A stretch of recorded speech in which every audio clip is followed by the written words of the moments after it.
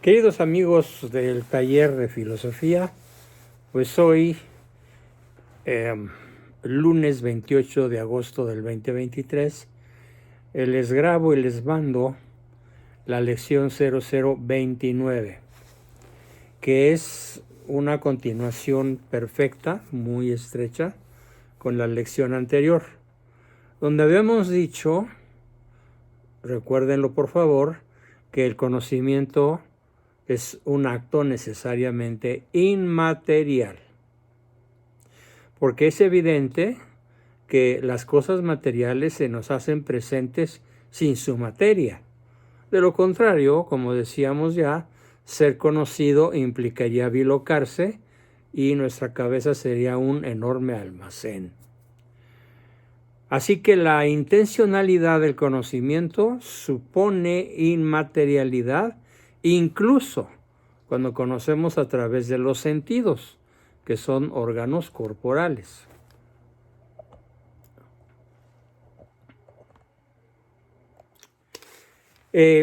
Continuando la lección con esta reflexión que ya habíamos hecho, pero que estamos introduciéndola para entender mejor lo que sigue, ahora nos toca hablar de la unidad de la experiencia.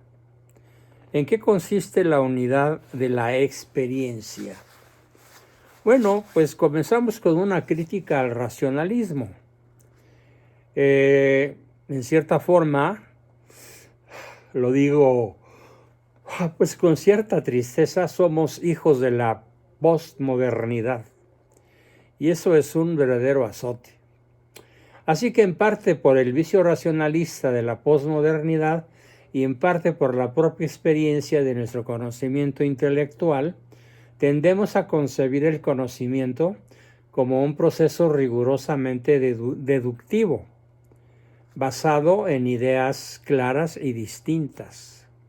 O en términos más gráficos, nos parece que pensar consistiera en hacer gimnasia conceptual con ideas abstractas. Pero lo cierto es que, dada nuestra naturaleza, lo primero que conocemos son realidades complejas, a partir de las cuales, mediante un proceso largo y difícil, formamos paulatinamente conceptos cada vez menos confusos, más sólidos, más cercanos a la realidad. Para un niño, todo lo que tenga cuatro patas suele ser perro, gato o león, según el caso, y todos los vehículos son auto. Por lo mismo, nos resulta más fácil comprender lo complejo que lo simple. De hecho, la sabiduría y su acto propio, como ya lo habíamos dicho, no consisten en saber muchas cosas. No. A ver, esto es esencial. Sino en entender perfectamente cosas sencillísimas que todo el mundo puede saber. Así, por ejemplo, saber que Dios es bueno, o en el orden de la fe, saber que el Verbo se hizo carne, es un acto que está al alcance de todos. Pero si realmente comprendiéramos lo que estamos diciendo, estos sencillos conceptos, fíjense bien, Dios es bueno, o el Verbo se hizo carne, cambiarían totalmente nuestra vida. Eso es lo que sucede con los santos. Lo que interesa destacar aquí, pues, es que lo primero que se nos presenta a la experiencia es un todo complejo y configurado, del cual solo posteriormente podemos distinguir sus aspectos. Así que la experiencia, esto va como definición, la experiencia es el conocimiento directo e inmediato de la realidad, en cuanto ésta se hace presente como fenómeno concreto. Es conocimiento directo e inmediato, es decir, intuitivo, pues la realidad percibida se nos presenta directamente y sin intermediarios. Es la misma cosa la que, en virtud de alguna cualidad suya, capaz de inmutar nuestros sentidos, nos manifiesta su propia realidad. El animal siente porque hay algo que altera sus sentidos, pero no siente la alteración de su sentido, sino la cosa real. La carne, por ejemplo, la presa, la jirafa, el cervatillo que el león se va a comer. Considerada como acto, la experiencia es por lo mismo, es pues lo mismo que percepción. Siendo inmediato, este conocimiento constituye el primer contacto del animal con la realidad, actuando sobre él. Por eso su objeto es siempre una cosa real en su concreción singular. El modo de hacerse presente de la realidad es como fenómeno concreto. El fenómeno del verbo griego phainomai, que significa aparecer, es P-H-A-I-N-O-M-A-I, phainomai, aparecer, es precisamente lo que aparece.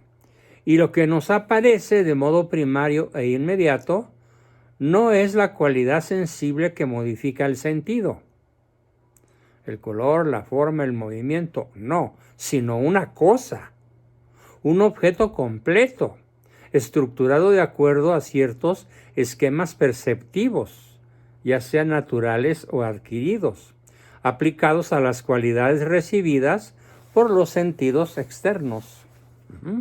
Vista, oído, gusto, tacto, olfato.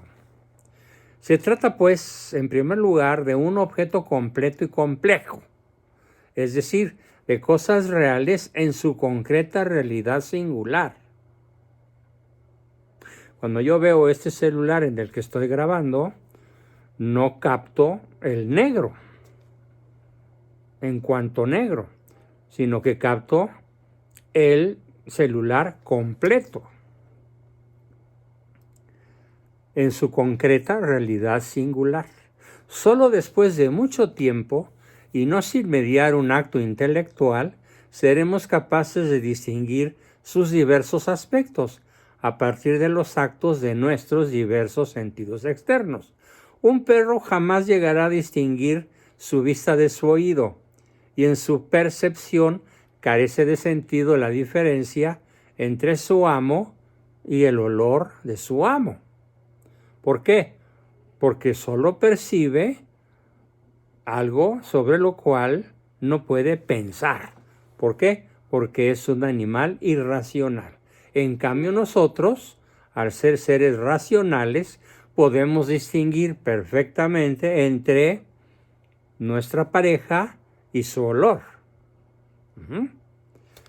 De tal forma que no vamos a decir que el olor de la loción preferida o perfume preferida de mi esposa es mi esposa, sino que es algo totalmente distinto y que puede usar o no, y ella sigue siendo quien es, mi esposa, concretamente ella.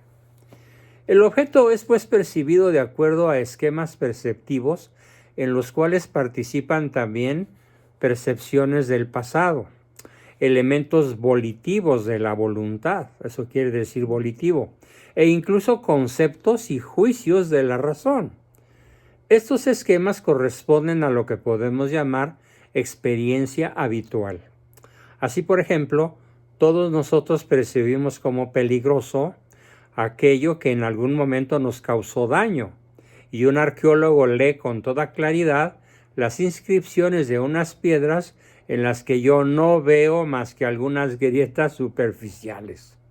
Sin ir más lejos, a menos que hayamos logrado adormecer a nuestro lector, le resultará extremadamente difícil no ver en esta misma página palabras escritas, sino simplemente aquello que modifica a su ojo. Manchas negras sobre su fondo blanco. En síntesis, percibimos inmediatamente una realidad compleja, configurada y cargada de contenido inteligible. Solo de modo posterior y con mucho esfuerzo seremos capaces de desarrollar una analítica del conocimiento que nos permita distinguir el conocimiento sensible respecto del conocimiento intelectual, y dentro del primero, los sentidos internos de los externos. De hecho, no faltan pensadores que niegan que haya una diferencia específica, y no solo de grado, entre el intelecto y los sentidos. Pero nosotros no pertenecemos a esa clase de pensadores. La cuestión fundamental, pues, es recuperar y conservar la conciencia de que el hombre, si bien tiene muchas facultades diversas, él es uno solo. Y por lo mismo su primer contacto con la realidad, pongan mucha atención, consiste en un acto unitario en el que participan simultáneamente todas sus facultades. En el orden humano, lo primero es siempre lo complejo. Para comprender esa complejidad, será necesario disectar cada una de estas facultades, identificando sus actos y objetos propios como si fuera posible que se dieran de modo puro e incontaminado. Pero, tenemos que distinguir estos diversos aspectos para volver a unirlos en nuestra mente tal y como están unidos en la realidad. Un último ejemplo puede servir para cerrar la cuestión. Normalmente escuchamos decir, casi siempre con intención escéptica o relativista, que en la realidad no existe lo blanco ni lo negro, sino solamente una infinita gama de grises, lo cual hasta cierto punto podría ser cierto, pero también lo es que el único modo de hacer inteligibles los grises que componen esta realidad es lograr entender en aspectos separados e independientes lo que es el blanco en estado puro y lo que es el negro en estado puro, aunque no existan en la realidad, según dicen estos.